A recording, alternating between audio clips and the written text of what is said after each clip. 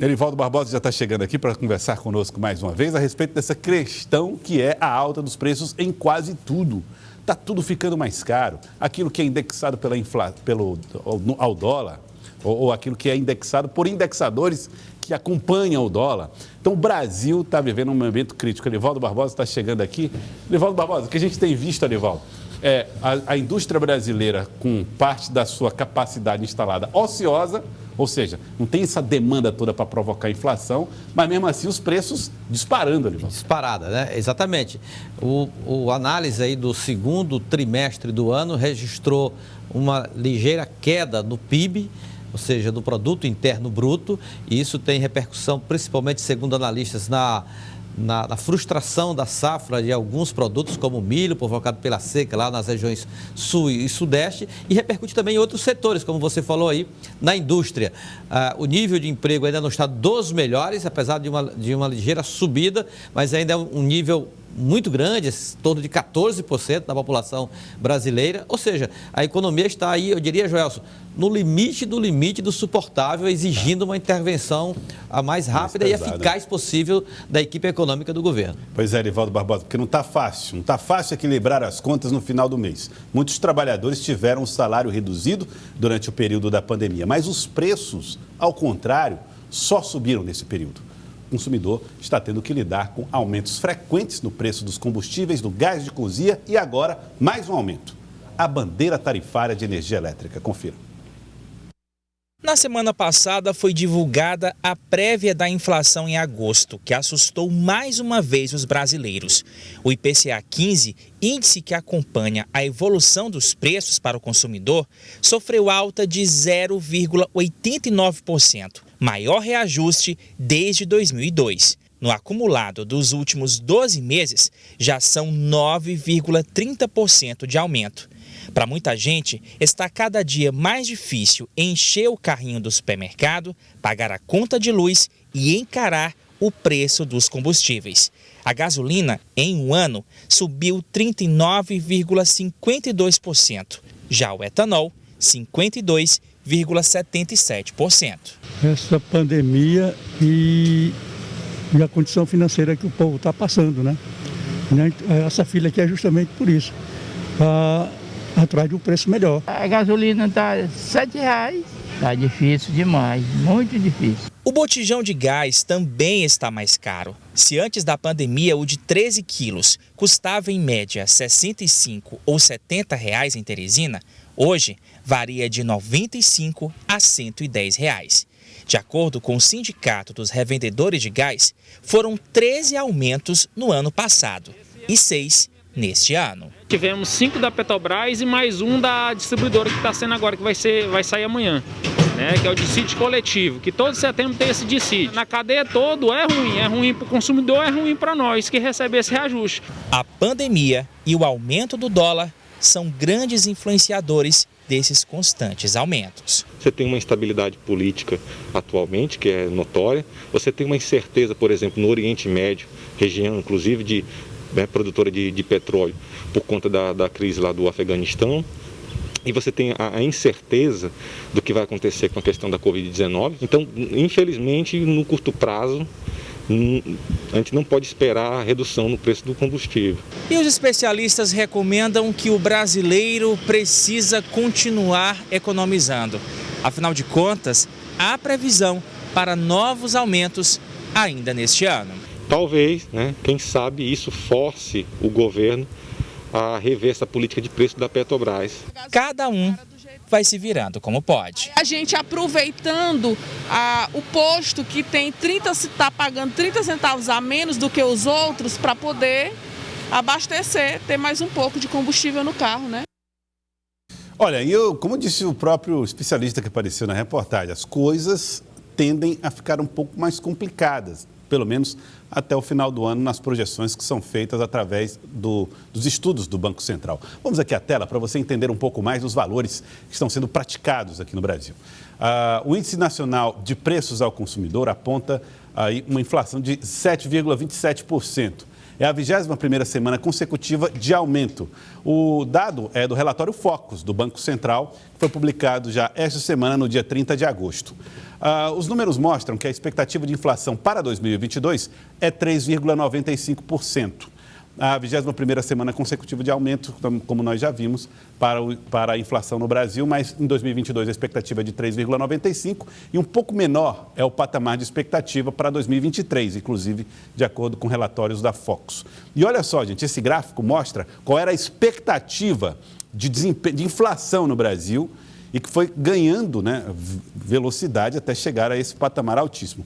Mas em 4 de abril, a expectativa era que ficasse um pouco acima de 3%. Esse número foi crescendo, essa expectativa foi crescendo e agora nós estamos caminhando para 8% de expectativa de inflação nas previsões que foram feitas. Eu estou recebendo aqui o professor Antônio Cláudio, doutor Antônio Cláudio, que vai conversar conosco um pouco a respeito desse comportamento inflacionário. Doutor Antônio Cláudio, boa tarde. Obrigado por nos atender aqui no Jornal do Piauí. A minha é a Elivaldo Barbosa. Nós temos desemprego, pouco dinheiro no banco, do bolso,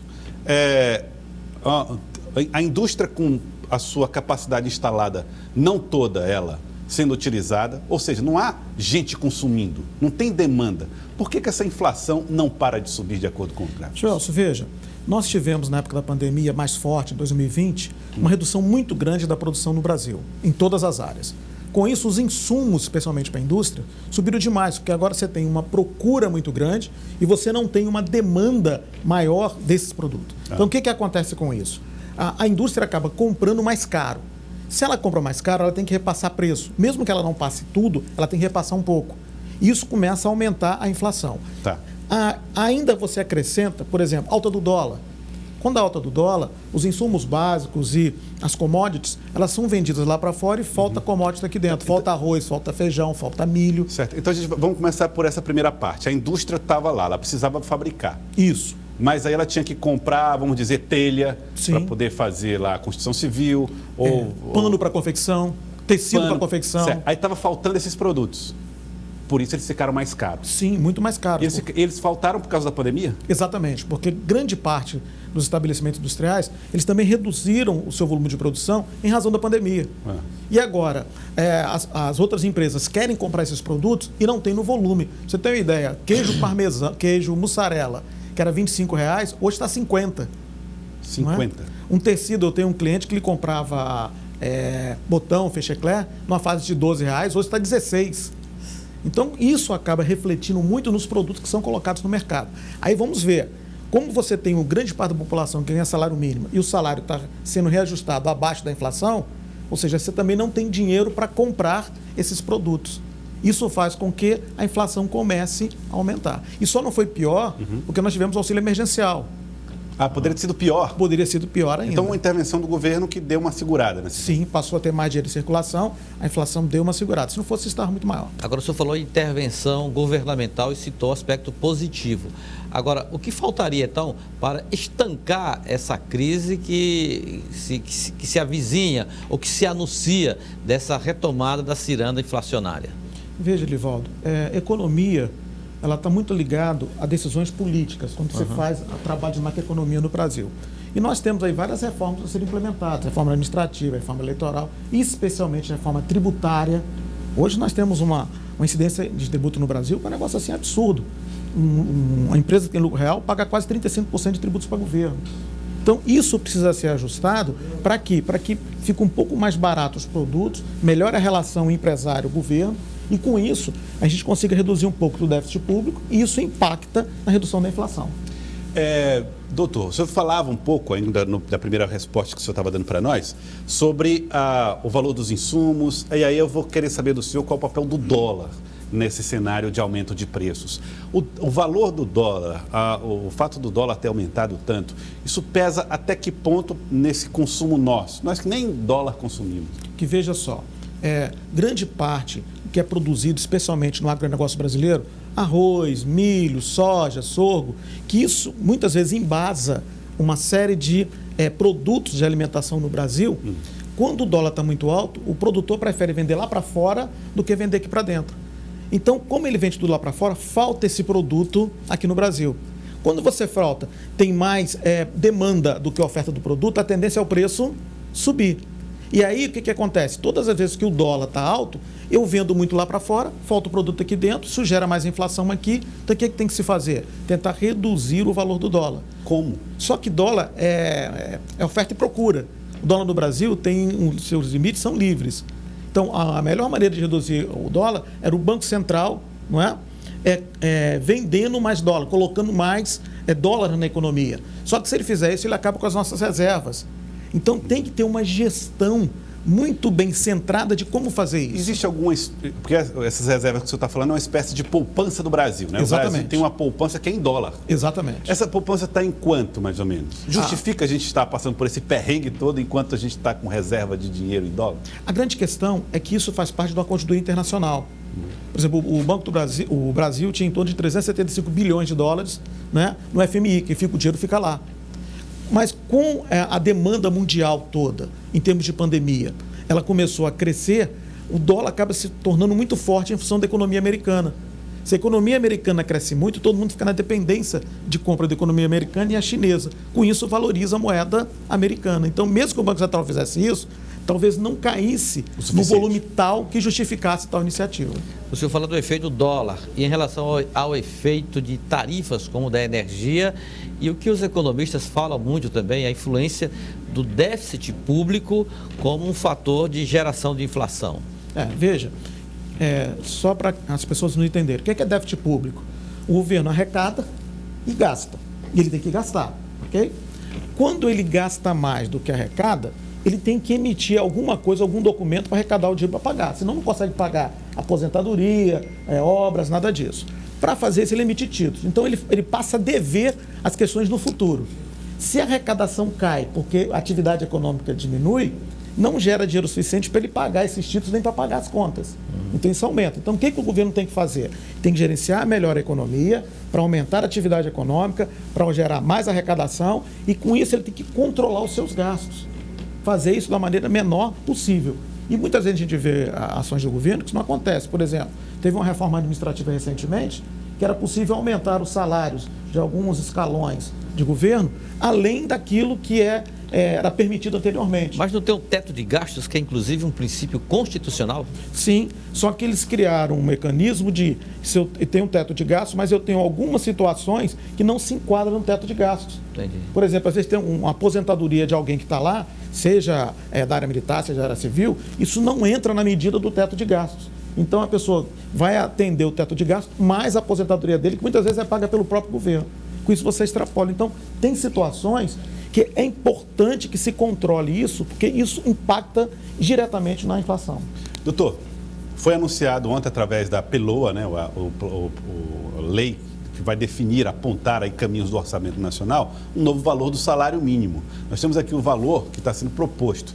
O salário sairia dos 1.100 atuais e iria para 1.169, um reajuste de 6,27%.